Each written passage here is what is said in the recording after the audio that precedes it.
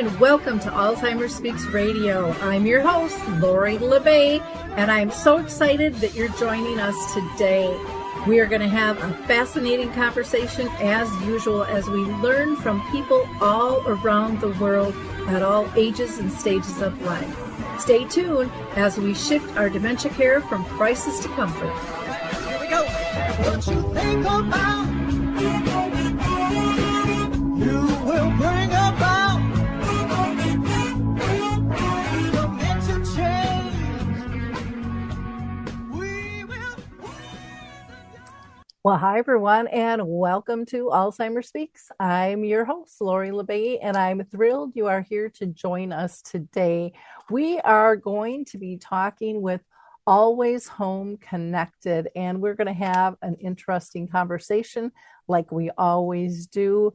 It can be difficult sometimes keeping people occupied, and they have come up with some fantastic activity kits that we're going to go over and some other supportive products that I think you'll find helpful as well.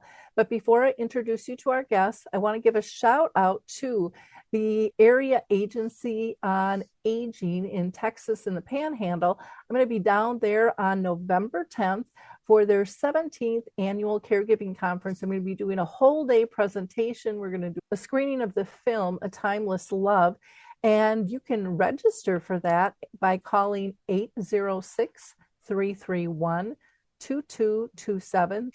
Also, I want to just give a shout out for our Caregiver Connect support group, which meets in person in Shoreview, Minnesota on the last Wednesday of each month from 10 to 11:30. You can register for that by calling 763-913-6140. And we meet as individual care partners. And then there's also a respite group, so you can bring your loved one. And if you are anywhere in the world, you can always join our Memory Cafe, which is sponsored by Arthur Senior Care. We do that one virtually on the second and fourth Wednesday of each month from 1 to 3 o'clock. And I should note those both that I just mentioned are Central Time. And if you're interested in getting a link, just email me at lori@alzheimersspeaks.com. Let's see what else. Please go to our main website, alzheimersspeaks.com. There you'll find our free educational resource tab, tons of information. Feel free to share it with anyone. That's what it's there for. You'll also find our book tab that has information on Betty the Bald Chicken. And then, of course, I would be remiss if I didn't mention to check out our Global Resource Directory Dementia Map. So with no further ado, let's go ahead and introduce you to our guests. So ladies, I'm so excited to have you with us today. You sent me a goodie box, one of your kits, which I was thrilled to have. It gave me so much information to be able to touch and feel and see what you're doing. But now we have to explain it and share it with our audience because I think what you're doing is really, really cool. So before we start, I'm going to have each of you introduce yourselves. And Mary Ann, if you want to go first. My name's Mary Ann. We started this company in 2019, and then Always Home Connected came out in 2023.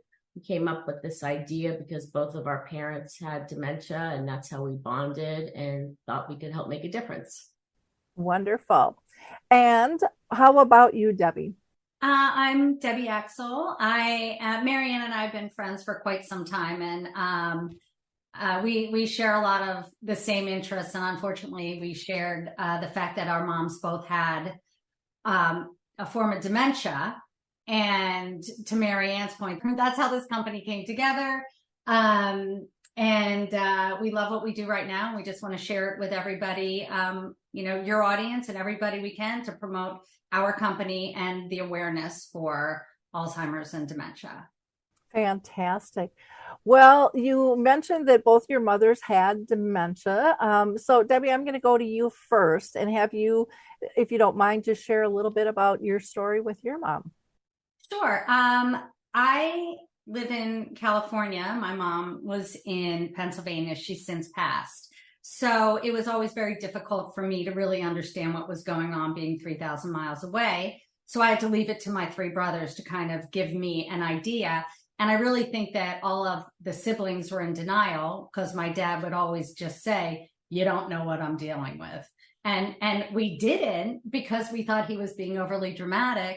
And then when we accepted what was happening, we were able to handle it. But it was really difficult being so far away and leaving it to my brothers and kind of having them interview caregivers. And we finally found somebody who became family, who took very good care of my mother. And Marianne kind of walked me through a lot of this as well, because she was going through it. So it was, and her mother was here. So I at least had somebody on my side 3,000 miles away. But it was really an eye opener because I think a lot of people are in denial because it's just not happening. And then being so far away, I was very, pretty far removed from what the situation really was on the ground. Well, and so often I think with long distance care partners too, you hear them on the phone or you see them on a Zoom and everything looks fine for a short period of time. And you just can't imagine that there can be that drastic of a change with it all. So thank you for sharing that. Marianne, how about you? You want to tell us a little bit about your journey with your mom? So, my mom passed away 7 years ago, but prior to that, about 3 years before she passed away, we started noticing cognitive decline. And at that point, I realized it probably wasn't a good idea for her to be living alone anymore.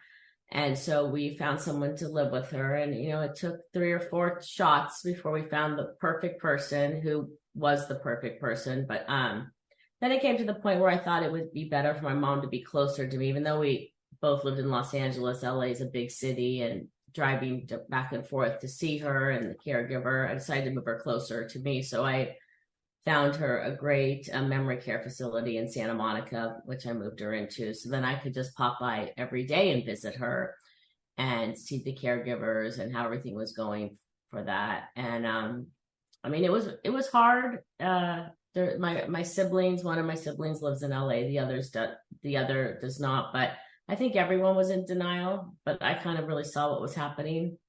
And, I just was always trying to figure out what to do next rather than just being there in that moment with her.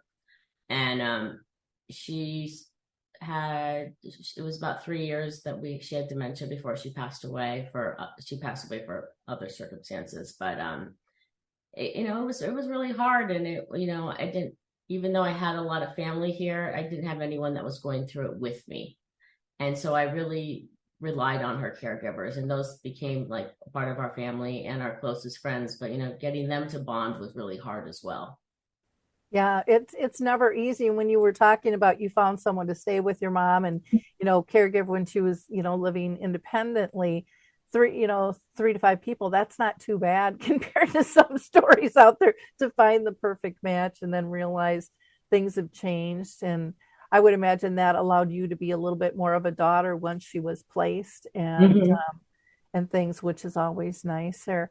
Well, why don't we talk about why you started the company as a whole and how did you pick the name? We first started Always Home Agency in 2019. And that was from both Debbie and I using multiple different companies, hers in Pennsylvania and mine in Los Angeles, and seeing all the things the different agencies did, some for the great, some for not so great. And so when both of our moms passed, we decided that we were going to open up an agency. And so we took all the great things we found from the different agencies we used, and we started Always Home Agencies because we wanted everyone to feel like they were getting someone in their home. And then COVID hit, and we still had our agency open, and there was such a need for activities for clients in the home because they couldn't go anywhere. Like, we couldn't do our daily activities, like let's take your mom to the mall, let's go to the movies, let's do all those fun things. And then, the kids were asking us, well, what's mom doing today? And we're like, well, let's show you. We'll send you a video. Like, we were going to like the arts and crafts store, buying boxes and bringing them in and having them, activities and having them do them. And then that's where we came up with the idea, hey, this is a big hit. This is really needed. So that's why we came up with Always Home Connected, to, try and connect the caregiver and their patient or loved one, depending on what the relationship was. Debbie, anything you want to add to that? Yeah, it really became, it was really fun for us to do together because, I wish that this was around when my mom was going through what she was going through, because it would have been really fun for the grandkids to connect with my mother and even my brothers, and for all of us to create new memories. So while we were curating these boxes, it was really fun to do. And we got a lot of great feedback, because we love feedback from what we do, obviously, because it only helps make us better and, get the right product to the right people. So it's fun. I mean, we love what we do, and that's the best part of this whole company. Did you two find that it was healing to open up a company yourself? Absolutely. Yeah, I would think so. I know when I stepped into this space, I didn't open it to heal myself, but I think it really did help in that process. Just knowing that you can maybe alleviate someone else not going through some of the icky stuff that you went through, and trying to create those moments of joy, and graciousness of living alongside one another. So cool. Marianne, I'm going to go back to you. So, regarding your activities and your products, how do you see them helpful to people living with dementia, and then probably also for the care partner themselves too? Well, I think that the activities themselves bring a lot of engagement for the patient and the caregiver, whether it's like sometimes we're like, well, even though it's your mom, it might not be the mom you remembered. So sometimes those things, bringing it together, doing something fun, kind of takes the pressure off. I mean, with the caregiver, I feel sometimes there's such a big difference with the caregiver and the patient. Sometimes it's culturally, sometimes it's such a huge age difference. It gives them something to bond with. I think that the activity boxes, they have a lot of, they promote cognitive stimulation. And, we have in the boxes, we have a crossword puzzle book, a word search book. We have arts and crafts. I think that sense of purpose of doing something together and completing it is really rewarding for people. I think it helps get to know someone better when you're doing an activity. Like one of ours is like making a sailboat. Well, did you ever go sailing when you were a kid or an adult, or did you live by the water? I mean, things like that, I think, just help promote conversation and, make the day be just a more pleasant, wonderful day together. Wonderful. So I definitely agree. I would have loved something like this. I know there's so many people that stay away from family or friends because they don't know what to do. Mm-hmm. And this gives them something to do. And, people can feel productive, they can feel engaged, they can have some laughs, they can reminisce. I mean, they can, they're able to use some skills that so often I think stigma has told us, well, they don't have any skills. They don't. I mean, some people really think people with dementia can't do anything, which is so sad.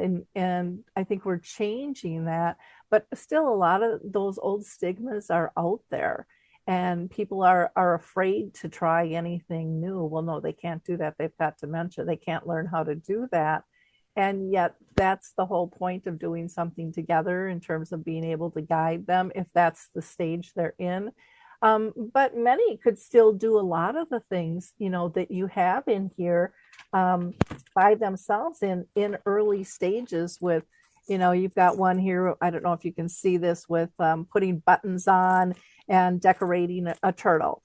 You've got, the little tambourine and stuff, which can be fun. And what I liked about this is, it's reusable, so people can use it more than one time. There's so many things in here. I loved this of brain boosters, and it's got several different things in here, and you've got pens and different sizes and different colors, and I just loved the diversity of everything that you've pulled together for people to be able to pick and choose. For myself, one of the things that I like, and I always like test this stuff out on my grandkids, because if they like it, I find we're good to go. And I think it's a great way for them to engage too and do intergenerational stuff. And I know some people will go, well, that's kind of childish. And it's like we have to go back to skill level and what someone's able to do. And I think people forget that at times. And, it's to me, it's all about building independence and dignity and purpose and again engagement with that. So I say kudos to what you're doing. Debbie, anything you want to add to that in terms of what your products offer people? Yeah, I think that when, we were curating the activities in the box, we thought about what both of our parents really like to do. And, for example, my mom was an artist. So she liked to draw. She liked to do certain things. And so, we wanted to make sure that we were putting lots of different types of activities in the box because, people may skew to one thing more than the other. People might not want the cognitive. They might want to do the arts and crafts. So we wanted to make sure there was something for everyone and at every level. And for us too, it was really important to combat, isolation and loneliness because you can walk into some of these, facilities or homes and you see some people just sitting there and it's heartbreaking.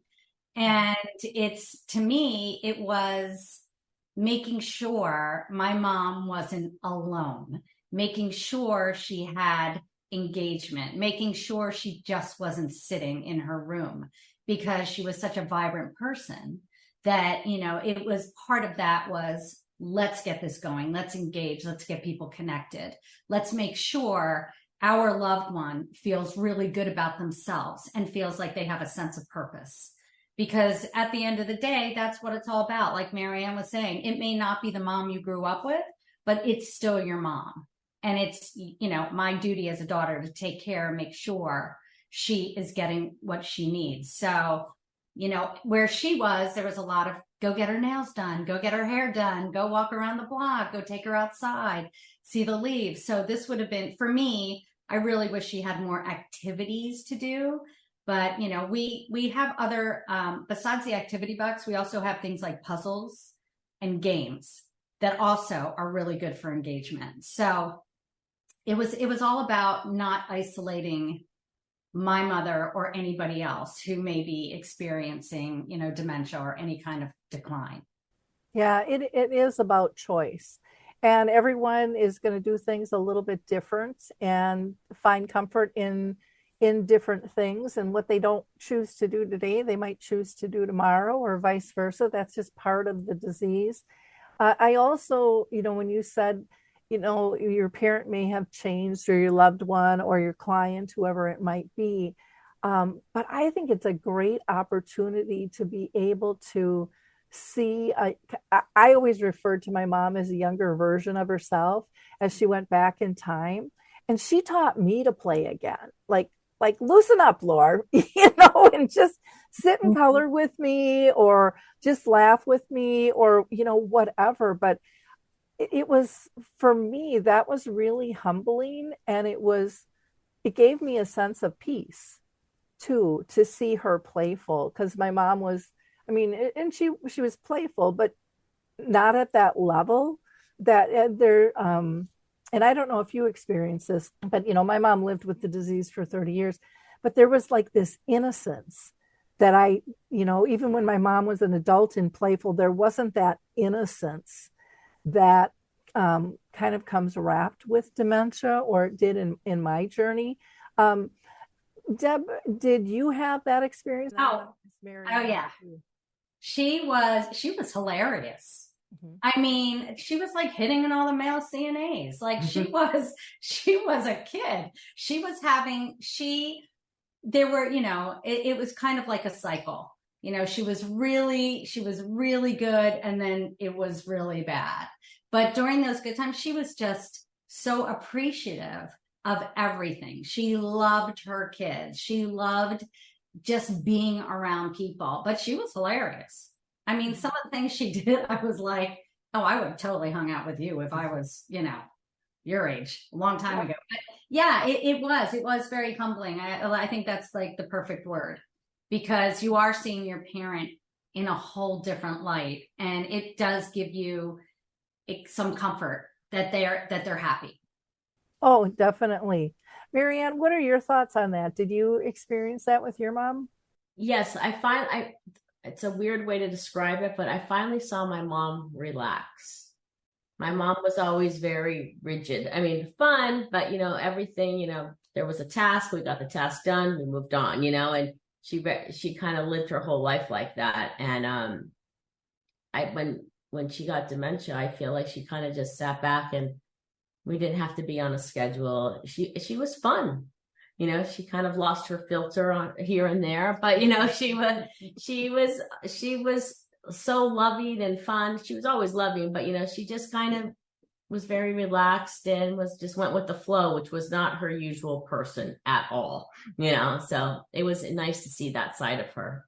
Yeah, that's kind of how my mom was too. I refer to it as the ego has left the building. Mm-hmm. So she didn't feel the pressure from the outside. She didn't feel the judgment. And I think that's one of the things too when people are doing like arts and crafts, and there's all different types of arts that people can participate in. But she just didn't care anymore. She wasn't worried if she was off tune when she was singing, though she used to have a beautiful voice earlier on. She didn't care if she colored in the lines or not. It was just this pure joy, and to let somebody be able to find that peacefulness, I think, is just really, really cool. And I don't think that most people understand that for many people it gives them a sense of peacefulness, to be able to accomplish something, to be able to do something on their own or with minimal assistance. And, when I look at my mom and I think, when she was peaceful, her symptoms decreased. And then, I have a thing called Dementia in the Arts where we interview people with dementia and they share their artwork. But the theme is always with every single one of them, when I'm in the zone, my symptoms, they melt away. And it's like, what more can we ask for? I mean, that's pretty powerful stuff, that we can offer somebody. And if it takes the edge off them, it takes the edge off those caring for them as well. We're not as anxious and stuff Right. with trying to figure out what's what. Debbie, I kind of maybe took a little bit of your thunder away showing some of the stuff in your kit. So feel free to do, a more detailed description of what people would find in your kits and your other products as well. Sure. We have in every activity box, we have different activity boxes. We have ones for the individual that you can do, by yourself or with a caregiver or family member. We also have group activity boxes, and those are more for like a memory care facility or retirement community that you can do together. It's great for social engagement. People can work together on projects. They can work separately. They can do all sorts of things. We have an on-the-go bag, which is my personal favorite. And it's actually behind me. I'm going to show you for a second. Mm-hmm. So it comes in this great little bag. So you can, if you're going on vacation or you're taking your mom or your dad somewhere, it just has little on-the-go activities. And this one allows you to do mini Jenga. There's like an arts and crafts activity. There's also little crossword books. So if you are traveling with a loved one, this is really easy to pack, and it has little activities, little tic-tac-toe, things you can do with the family, with the grandkids. Great way to connect. And then we also have a box that is... And that's like a backpack bag. Oh, yeah. Yeah, it's one of the nylon backpacks. Yep. Wherever you are, you can just put it on your shoulder and take it wherever you go. So this is, like I said, my personal favorite. But there's also a grandparent box because, people who are in early stages, they still need activities, and it's a fun box that isn't as I would say the activities are based on early stages. So yeah, you have some brain boost activities, but you also have some little things you can build together. That's a great one for grandkids and grandparents to do together. So that's really fun. So those are our activity boxes. There's a minimum in the individual of 10 items, arts and crafts, music like you showed, and also cognitive. So we like to give people a variety of things because, like we were talking about before, some people skew more towards arts and crafts. Some people may skew more toward drawing and doing word search and crossword. So we like to give like kind of a variety. And it's also the kind of thing where you don't, the box, like it's not like an activity you do in 10 minutes. Like it could take half a day to do one. And then you wait a week and maybe do another. So it's not something that you open the box and you have to go through it right away. It gives you time to really do what you want to do when you want to do it. Because sometimes, you know, your parent or your loved one just isn't interested in doing anything that day. So we like to give as many activities as we can. And one other thing I'd like to mention is our boxes are seasonal. So they're skewed toward the season. So we have a lot of pumpkin activities and Thanksgiving activities going into the Christmas season in our fall box. And the spring box would follow with more spring, the summer. So that's kind of how we're doing it: winter, spring, summer, fall. I love that. You know, I was thinking, you know, when you said you could do one now, another one in a week, and I'm like, unless their grandkids are like mine, like, come on, let's keep going, you know, but when they get that excitement, that kind of, you know, flows over to others, including the person with dementia too. And a lot of times, I know with my mom, for example, she would do more things if she felt she was doing me a favor.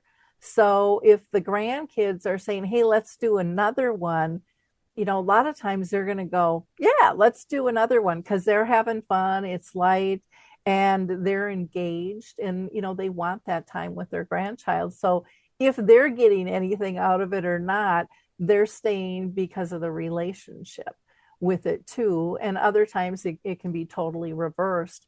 But I think there are so many grandchildren and children who are caring for a parent or a grandparent these days that these things will be extremely helpful.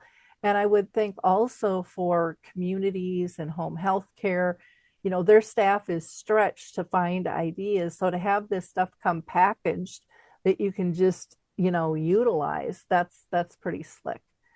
I'm going to take a little break here because I want to just reach out to our audience because we probably got some people that just jumped on right now and have no idea what we've been talking about or who we're talking to.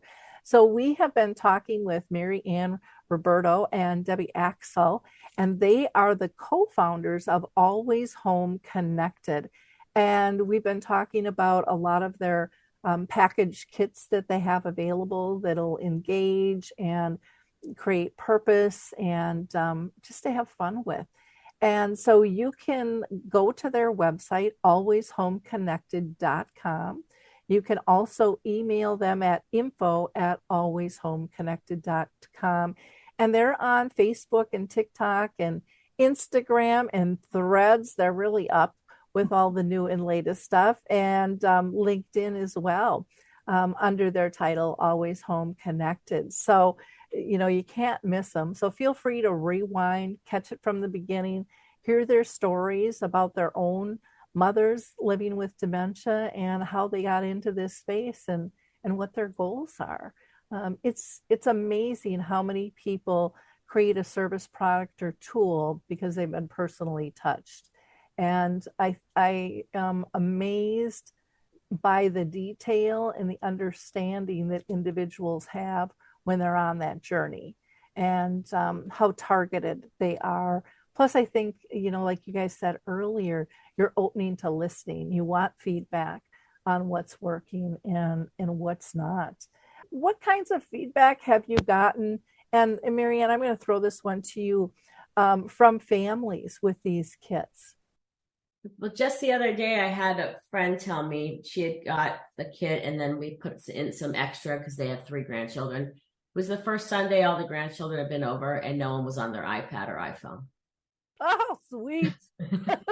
She's like, grandma was there, but she's like, we want to do this when grandma's not here. She's like, everyone was actually, she's like, the first time there was no one on a screen, and they were talking and laughing and having such a great time with grandma, and they were taking pictures of their activities together, and that made me feel so wonderful, because I remember with my mom, with like the grandkids, like, put your phone down, talk to grandma, talk to Nani, you know what I mean? And I wish that we would have thought of, like, why don't we all do a puzzle? Why don't we all get out, something and paint together? I never think of that at that time.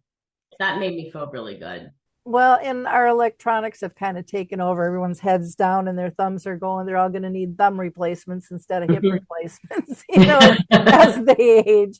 But I was just talking with my daughter about, her kids and electronics, and she's like, they're on too much. I've got to cut back. We've got to pull back. And, they see even the attitudes change in terms of, or the response of ignoring people when someone's trying to have a conversation with them, because they're so, pulled into those electronics. And yet you've got real relationships in your space, and, we've been ignoring them, and we haven't been feeding them and cultivating them. And I think your kits and your products, can really pull people together. And, we've lost as a society our empathy and our compassion in terms of understanding why we're different, and we're having massive mental health issues. And not that you guys can fix it all, but I think you can put a good dent in terms of getting people to understand that they don't have to be afraid, and we can still connect even as the disease progresses. We're just going to connect differently than what we once did. Now, you also have some other products behind you. Do you want to talk about those at all? Well, speaking of the engaging with your family, The Life of an Incredible Woman is really cool. And a friend of mine just did this with her mother and grandmother, and actually found things about her grandmother she didn't even know. So this is one of my favorite items. She's got the on the go. This is one of my favorite things. And you can just do a little a day. Like, we have a client who's doing it with the caretaker, and every day they just do a couple questions, like, did you have a pet when you were growing up? Like, how old were you when you got married? Where did you get married? I mean, there's 200 pages here of questions and stuff, just to feel it as kind of something that I feel as generations pass, we lose a lot of the info we do about our heritage and family and stuff. So this is one of my favorite things. Well, and I think it's so interesting to hear those answers too. Mm-hmm. And sometimes the stories might be different than what we heard before, but it's their reality today of what it is. And that's okay as well. I know, like with my grandkids, when they get a project like that at school, when they have to do a legacy piece, they love it. They love learning about what was life like. Really? And I'm not that old, but you didn't have electricity, or you didn't have a microwave, or what do you mean you didn't have a color TV? What do you mean they weren't flat screens? You didn't have a cell phone in high school? No, we had things that strapped over our back, and we carried them around as a big pack. And that wasn't until I was probably 30, So I think it really can be an eye opener to have those discussions, and so well rounded, because people, I think they're more excited to learn about people than we care to acknowledge we are. Because we've gotten to be we're either really private or we're posting what we just ate someplace, on social media. And there's no in between. But I think people are fascinated with the true realities of someone's life, mm-hmm. and what their world was like. And I think it gives everybody a better understanding of, oh, that's why they like this, or that's why they say this, or that's why they do this. And I think it simplifies our life in a lot of ways for that. So that's a cool product.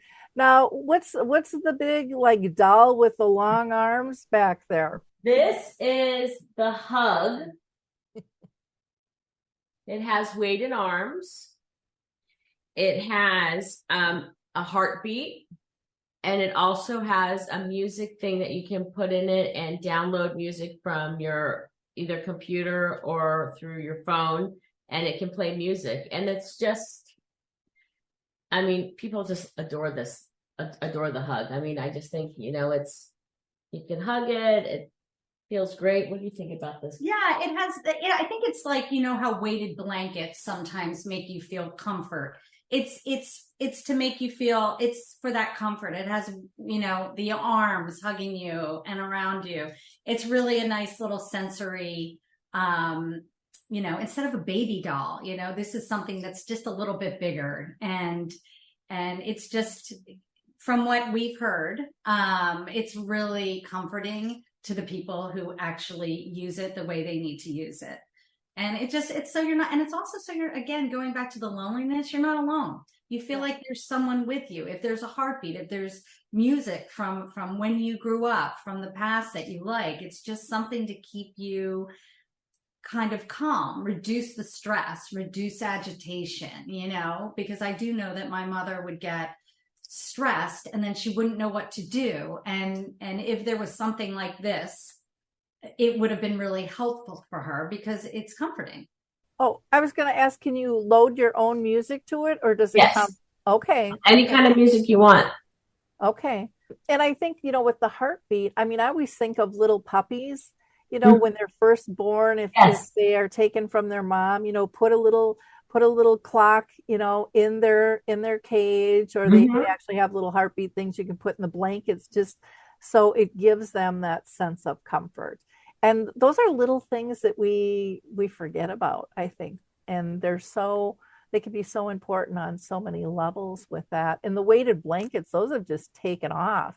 I mean, people love those things. Now, at first they were like, oh, that sounds goofy. And then you get under one and go, oh, this feels pretty good.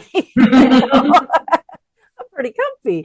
So, yeah, that's really, really cool. Now you have some twiddles back there too. So we have the dog and the cat twiddle. And it's kind of like, we also have a fidget blanket that is very similar. So these are great because if somebody has restless hands or they don't know what to do, it's like a muff.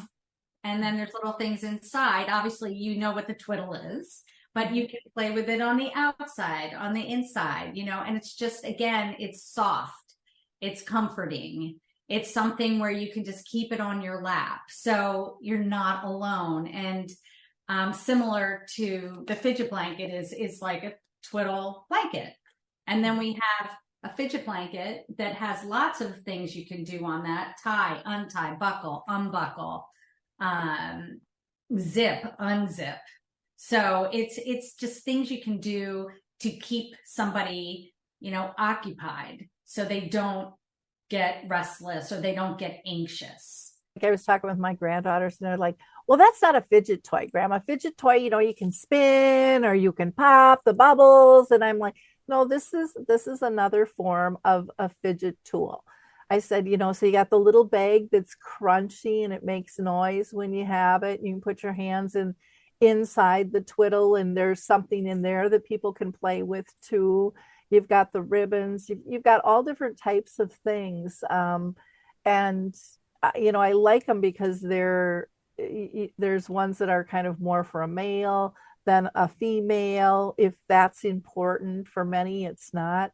But they can really be used for all ages too. I have a small granddaughter who is 7 months and she loves the twiddle, and plays with that as well. So, it just gets to that curiosity and keeping busy and things, which I think are the point of that, giving somebody some calmness versus pacing the floor or getting agitated. And I don't think people always understand the purpose behind, the fidget blankets and the various products. I mean, it's really all about keeping people calm and comfortable. We had a friend that was flying to South Africa from Los Angeles, and we gave her a fidget blanket. because she was so anxious to fly. So it is good for, all different things, anxiety doesn't pick you. It's Yep. just, you just don't know when it's going to come up. And she had a great flight and she did everything. Yeah, and we're having more people, diagnosed with autism, having panic attacks. I mean, all of those types of things we're seeing more and more of. You have those kind of beaded shirts that go, you can rub them up or down and they change color and stuff. And they're making toys out of those, but they're wearing them as shirts as well for the kids. And, the kids play with them when they're nervous, even though they don't even know that's what they're doing. Right. Um, and so it's kind of interesting to see the different usage and things there. Now, as far as one of the things I wanted to talk about was I had mentioned home care and communities, but adult day programs as well. I would imagine they use all of these tools differently in some cases. So, Marianne, can you address that? And then Deb, I'll have you jump in as well. Well, I think our boxes for memory care facilities are great because, I mean, most memory care facilities have an activities director, as we know, but I think this is a nice change for the activities director. I also gives them a little respite. I also, usually they have 2 days off, so like one of the places we work with, they know that this is all lined up for Monday. That there's, the person who's filling in takes 2 things out of there and that they do it in a group on Monday. So I also feel when people aren't at work and have the day off, they should know that everything is taken care of. And it's also important for that caretaker to know that. So those are being really helpful. And our website, they can get anything they need on it. We're kind of a one-stop shop. My daughter was an activities director, and you're so right. When she wasn't there, she was worried. Are they doing what they're supposed to do? Or, did it not get done? Why didn't it get done? And a lot of times she was out trying to buy stuff on her time off Right. because there wasn't time. They really are overworked and underpaid in most communities, but that's kind of everybody in healthcare right now, which makes it even more difficult to be able to get stuff done. So I think it really does tie in nicely to the way business is done these days. And when you mentioned the respite, people don't think about giving their staff respite, but they really need to. They really need to, because the people that care, it adds so much more stress to their job, even if they're off, to be worrying about, is it getting done or how's it being done? And you've got your directions. One of the things we didn't talk about was your kind of guided packets with your kits. Do you want to talk a little bit about that? Yeah, we have with each box, we have instructions that are detailed instructions that come with each activity. So we'll line that up here. We'll tell you what's in the box. We also have this goes in every box too. This just happens to be our fall box.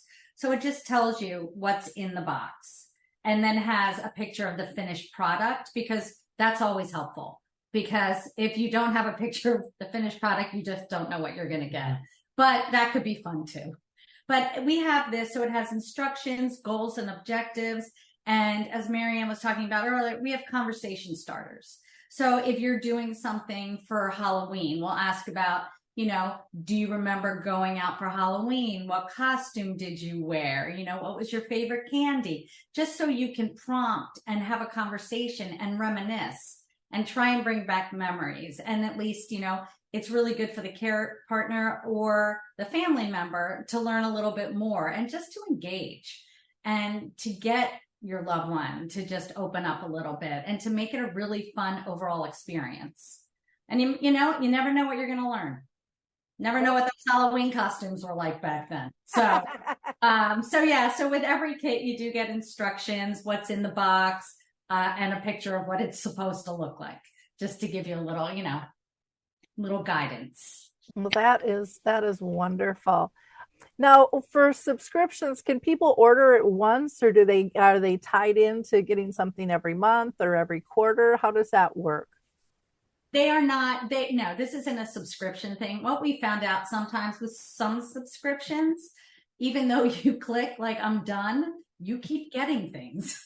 And then it's really, we want people to order it when they want to order it. If they would like to pre-order for the next season, you can pre-order for the next season. But we don't want to lock anybody in and then have some kind of a glitch and then keep getting boxes and boxes, because that can get really frustrating, to be honest. I mean, I know I've been on the other side of that. So no, you can order it however you want. You can order 2 for the same season. You can pre-order for the next season. You can pre-order for all seasons. So, but we don't obligate you to do that. I really appreciate that, because I've been on the other side of that too. And it's like, oh my gosh, it is so much work to opt out. Sometimes they make it so difficult. And even when you have done it, it still doesn't go through. So I really appreciate that. I think we've got enough stress in our life in terms of dealing with dementia and trying to care well without having to worry about that. Marianne, is there anything that we haven't covered that you'd like to tell us about? As far as our products, I think we've gone over most of them, don't you think? Yeah, I mean, I think that a big thing that I knew when my mom was living more in a memory care facility was puzzles. Every big table on every floor had a half-done puzzle. So one of the things we have puzzles with 1,000 pieces, 275 pieces, or 35 pieces. So we have something for every level. Our tray puzzles that Marianne has, the picture that's on here is actually underneath. So you can put the puzzle, and they're big enough pieces. So I do know puzzles were a biggie at the place where my mother was, and it was great because everybody kind of joined in. You know, you'd see a half-done puzzle, and then you'd see other people putting pieces together, and it was just really fun. And we also have like basic games. We have checkers, bunco, rummikub. So for every different level, we have something fun you can do. And again, it's great for the family and the grandkids. So, you know, to stay engaged and to play and to just do something together as a unit instead of separately. And it just makes it a lot more fun. And that's what we want to do. We want to bring some fun and joy to everybody and to have enough resources for every different level and every different stage. Are you comfortable sharing like what one of your kits would run for, let's say, a community versus somebody at home? So an individual kit, which has a minimum of 10 items in each box, is $64.99.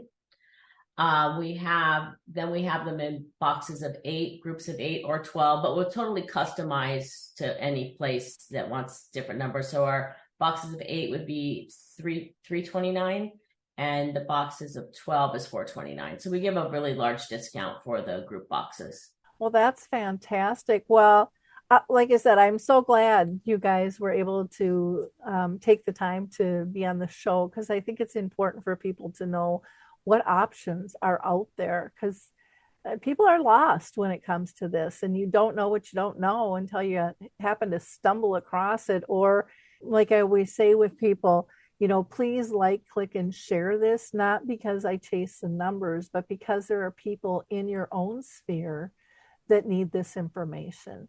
And it doesn't cost you any money. It takes you very little time to share it on Facebook or Twitter or Instagram, whatever it is. But no, you know, you are helping people feel more comfortable with options.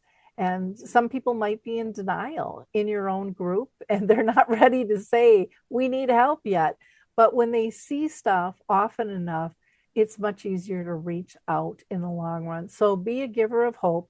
Help Marianne and Debbie, the co-founders of Always Home Connected, you know, help more people.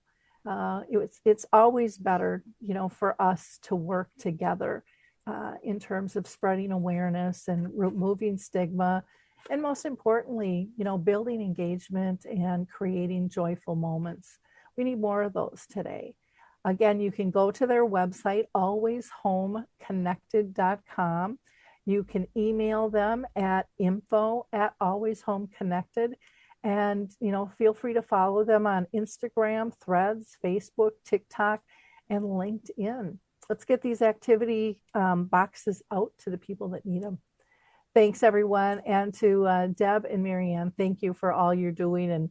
And instead of walking away after your journey with dementia was over, stepping up and stepping in to help others. I really appreciate it.